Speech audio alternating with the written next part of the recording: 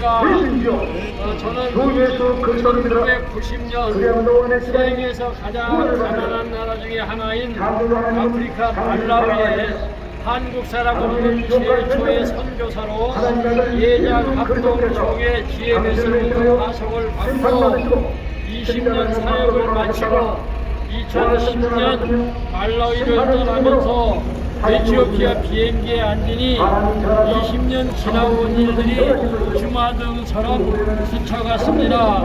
하나님 감사합니다라는 말이 나도 모르게 나왔습니다. 옆자리에 앉아있던 아내가 무엇이 그렇게 감사해요 하고 묻기에 50세에 가방 한 개씩 들고 들어가서 20년 사역을 마치고 70년에 정년 은퇴를 하고 건강한 몸으로 당신과 함께 손잡고 함께 나가니 하나님의 은혜가 감사해요 했더니 옆에 있던 아내도 공감을 했습니다. 우리들 주위에서 풍토병 혹은 안전사고로 선교지에 왔다가 짝을 잃고 쓸쓸히 홀로 떠나는 분들을 보았기 때문입니다.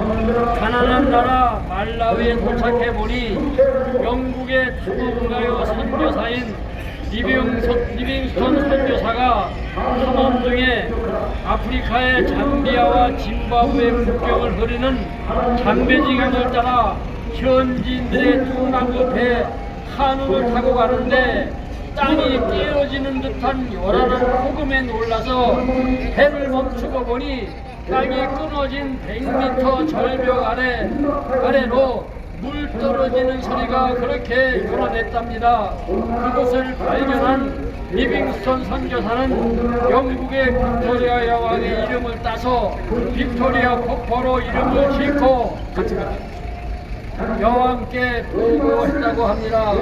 계속해서 리빙스턴 선교사는 말라위 호수를 발견하고 말라위를 호수의 나라 니아사랜드라고 이름을 짓고 복음을 전하다가 하나님의 부름을 말라위에서 받았습니다.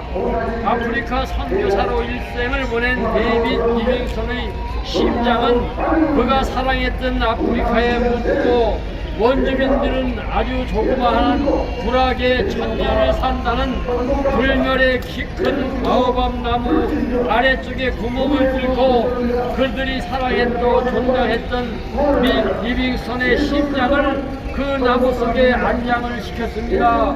가난하고 무지한 아프리카인들을 영국 귀족대하듯 존경하고 섬기다가 말라위의 룰라 지역의 치탐보 마을 음집에서 성경 마태복음 28장을 펴놓고 기도하는 모습으로 운명을 했을 때 그의 심장은 그가 좋아했던 아프리카에 묻고 그의 몸은 2주 동안 햇빛에 말려서 속빈 고무나무 통에 넣고 표범 가죽으로 싸서 그의 고국 영국으로 보냈습니다.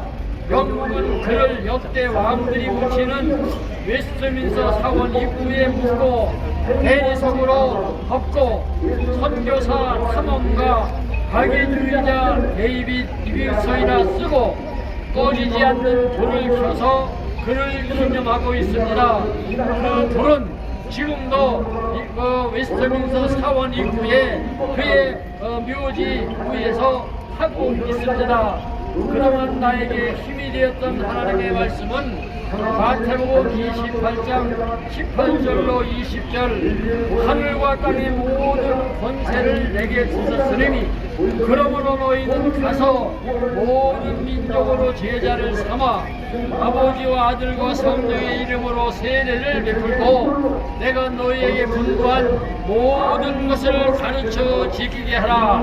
볼지어다 내가 세상 끝날까지 너희와 항상 함께 있으리라는 말씀과 마가복음 16장 15절의 말씀 또 이르시되 너희는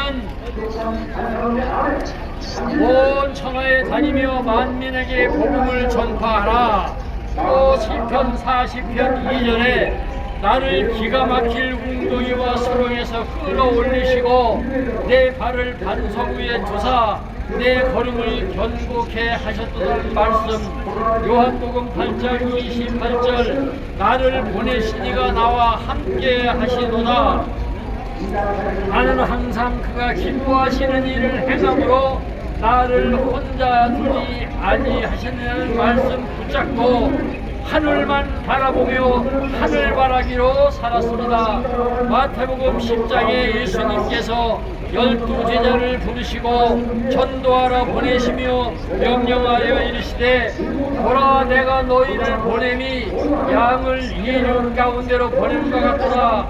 그러므로 너희는 뱀같이 지혜롭고 비둘기같이 순결하라 하시면서 마태복음 10장 37절과 39절에 어머니나 아버지를 나보다 더 사랑하는 자에게 나에게 합당하지 아니하고 아들이나 딸을 나보다 더 사랑하는 자도 내게 합당하지 아니하며 또 자기 십자가를 지고 나를 따르지 않는 자도 내게 합당하지 아니하니라.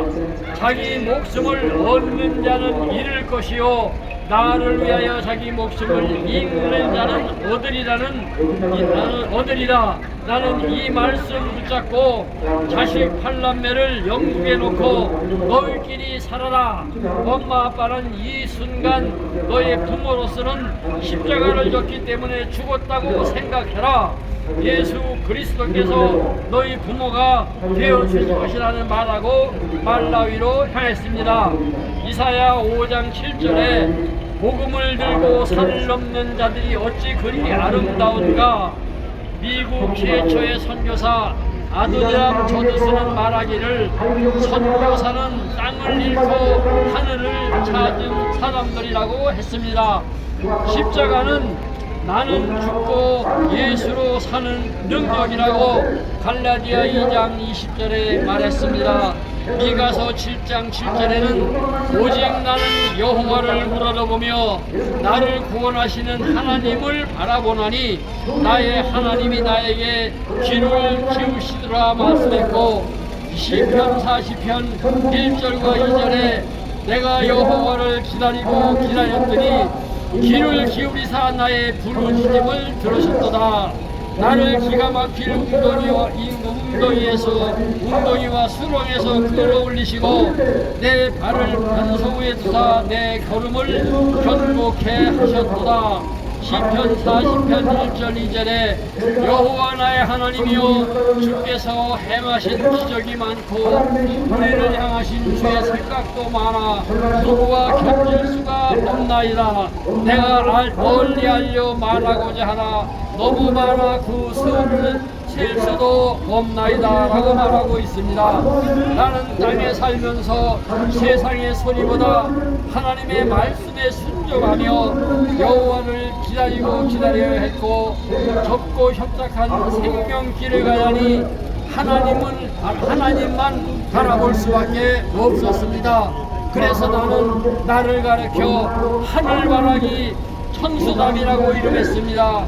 셀 수도 없는 기적 속에 하늘만 바라보고 살아야 했습니다.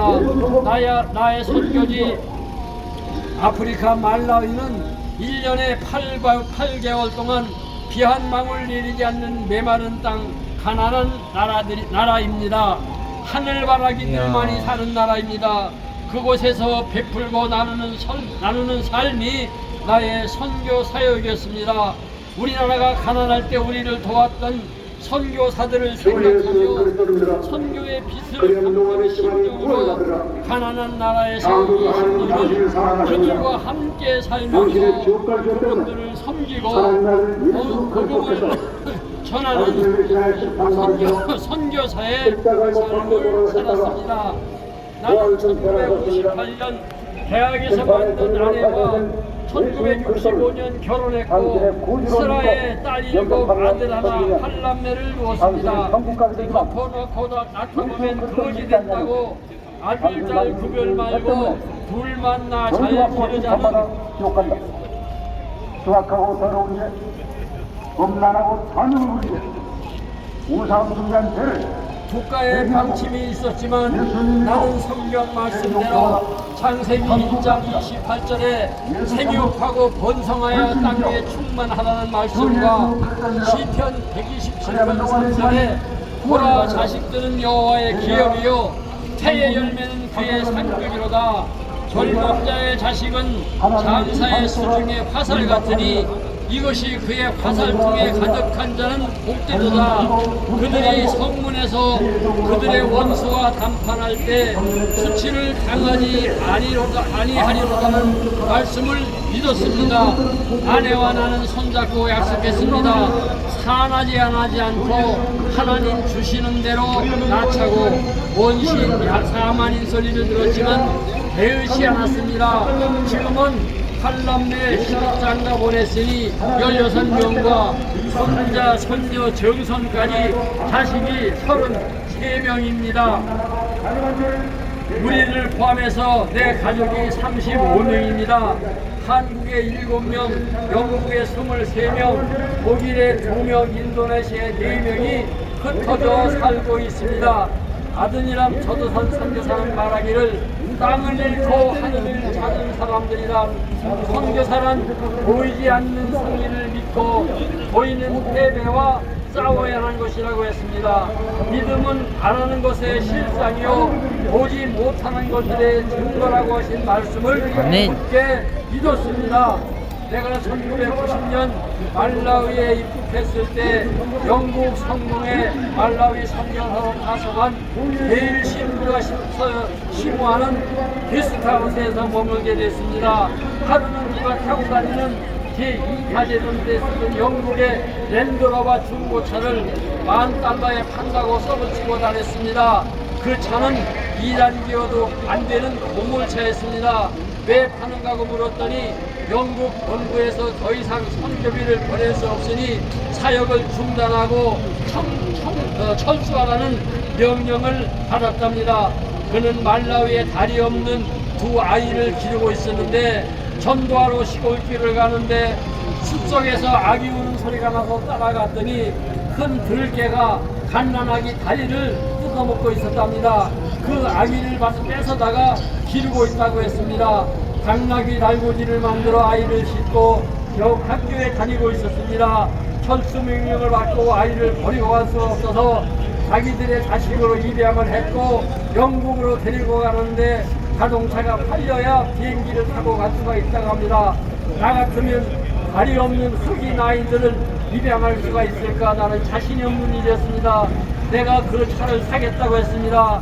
그랬더니 당신은 새 차가 있는데 왜 중고차를 사느냐고 합니다. 당신이 빨리 돌아가도록 돕고 싶다고 했더니 그럼 고마워서 9,000불만 받겠답니다. 그 차를 사서 한국인이 운영하는 정비공장에 맡겨서 수리를 했습니다. 기어도 고치고 페인트 칠하고 바닥에 빨간 카펫을 깔았습니다. 영국인이 사겠다고 하기에 $15,000에 팔았습니다.